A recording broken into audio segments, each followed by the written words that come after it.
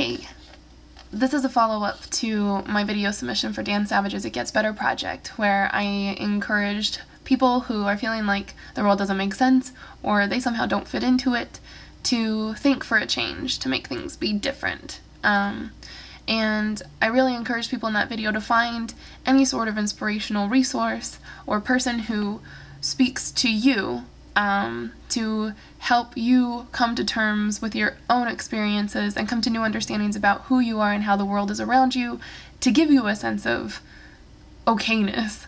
So I'm going to share with you today two people who have really influenced me in my development as I've grown up and found myself where I am now.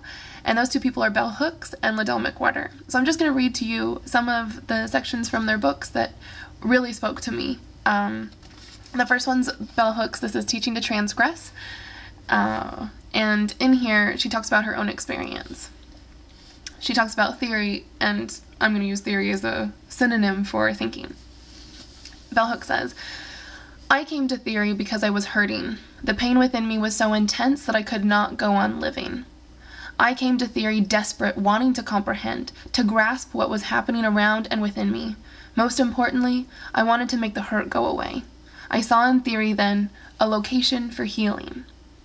I came to theory young when I was still a child." And then she quotes somebody else who says, "Children make the best theorists, since they have not yet been educated into accepting our routine social practices as natural, and so they insist on posing to those practices the most embarrassingly general and fundamental questions regarding them with a wondering estrangement which we adults have long since forgotten. Those questions are like, why? Why?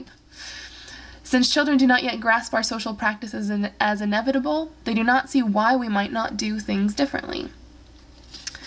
Bell Hooks then goes on to explain that when she was a child and she tried to ask her parents questions of why are things the way that they are, why can't we do things differently, she was often punished. And that's a risk of thinking differently. You can really shake things up a little bit. And if you start asking questions why, you might disturb too many people, but that doesn't mean you shouldn't do it. That means you're doing something right. Bell Hooks explains that as a child, her parents didn't really respond to her that well. She says it must have seemed to them that some monster had appeared in their midst in the shape of a body of a child, a demonic little figure who threatened to subvert and undermine all that they were seeking to build. No wonder then that their response was to repress, contain, and punish. No wonder that Mama would say to me now and then, exasperated and frustrated, "I don't know where I got you from, but I sure wish I could give you back." So then Bell Hooks says, "Imagine then, if you will, my childhood pain. I did not feel truly connected to these strange people, to these familial folks who could not only fail to grasp my worldview, but who just simply did not want to hear it. As a child, I didn't know where I had come from, and when I was not desperately seeking to belong to this family community that never seemed to accept or want me, I was desperately trying to discover the place of my belonging. I was desperately trying to find my way home." Then she says, "Living in childhood without a sense of home, I found a place of sanctuary in theorizing and making sense out of what was happening. I found a place where I could imagine possible futures, a place where life could be lived differently. This lived experience of critical thinking, of reflection and analysis, because a place where I worked at explaining the hurt and making it go away." I worked at explaining the hurt and making it go away. Fundamentally, I learned from this experience that theory could be a healing place. Sorry about that little slip up. So Bell Hooks says as a child, she found a sense of home. It can be a healing place to think and understand things differently. And here's an example that might be pertinent to people who are watching Dan Savage's videos. Ladelle McWhorter wrote Bodies and Pleasures. And in this, the very first chapter, she's going through a recounting of her experience growing up in Alabama in the 1970s after realizing that what she was what people call a homosexual. The problem with being homosexual then, and even now sometimes, is that people think of you as only that. You become one-dimensional. You are simply gay, and you can't be an athlete or a neighbor or a student or a friend or sometimes even a daughter or a son. If you're seen only as being a homosexual, then there's not room for being anything else. So she wanted to try to figure out how she could be what people said she was, a homo, and also be a human being. This feels impossible at times, she says, almost like trying to be a round square. So after realizing all of this and going through the possible options that she could think of as a teenager, Ladelle McWhorter says, well, she comes to the conclusion that she says a lot of people come to, that she should also die. It just didn't make sense for her to go on living, she thought. But she quickly responds to this by saying, but what physically healthy 18-year-old human body really wants to die? She didn't. What I really wanted above all else was a chance to live. I just didn't see how, and the day finally came when I couldn't think of any more excuses. It was time to grow up and face the fact that killing myself was the only responsible, decent thing to do. But then, again, she says she didn't want to die, she just didn't know any honorable way to live, because everybody around her told her that it wasn't really even possible. So eventually, her mom comes and intervenes when she has decided that she wants to commit suicide, and takes her to a hospital. At the hospital where she actually was kept for, it seems, almost a decade. She writes, and so I found myself late one evening in the summer of 1978, sitting dumbly in the garnished glare of fluorescent lights while a young psychiatric technician named Russell, who was taking college courses by day, offered me this unsolicited advice. Whatever you do, don't ever study philosophy. It'll screw you up.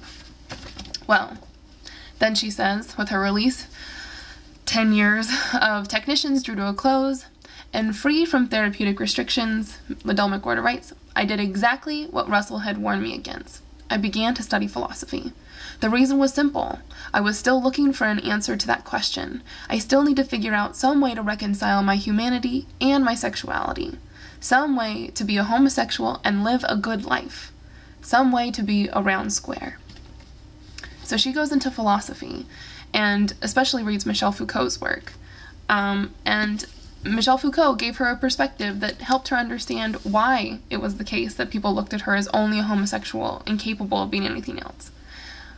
But the key is that once you realize that people have these perceptions about what is okay or what is normal or what makes you weird or not fit in, you can start to deconstruct all of that and realize that it didn't have to be that way. And so it doesn't have to be. As Bell Hooks said, it could be differently if we could imagine new ways of being. So for me, I grew up kind of an outsider too. Well, a lot of an outsider. I grew up in Idaho, and Idaho's a good place with some really good people, but for me growing up, it didn't feel like a place where I could call it really home.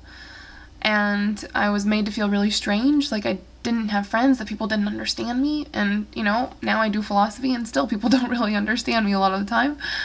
But the reason I was motivated to do it is because I had to ask questions of like, why am I made to feel like I'm so strange? What is it about me that's so different? Well, there are a lot of things that are different about me, but the thing to focus on was who drew that line of who's normal and who's abnormal, and who gets to be on the inside of that line, and then who's pushed to the outside as outsiders. So a lot of us feel like outsiders sometimes, regardless of why that is, if it's because you're a vegetarian or because you aren't Christian or because you're gay. To be an outsider is to be outside of a line that someone has drawn somewhere along the line. Maybe multiple people, various times in history, things have happened, but it doesn't need to be that way. And trying to understand why it came to be that way is crucial for knowing that you're not bad. There's nothing wrong inherently about you, but there is something about what's considered normal, and so who gets to fit, and then who is necessarily put outside because that line has been drawn. So our task in thinking differently is realizing where the line is, who drew it, why they drew it, questioning everything that motivated that line drawing, and then either erase the lines completely or try to draw new lines that include more people for other reasons than just making some insiders and some are outsiders. So that's what I can share with you right now. 2 influences who really helped me. When I read those pages, it resonated with me and I said, yes, this makes so much sense. This too is why I want to think, so that I can find a place of home, a place of healing, and most importantly, a place of understanding, so that things can be different. So that's it for now. If you want to see things be different, think for a change.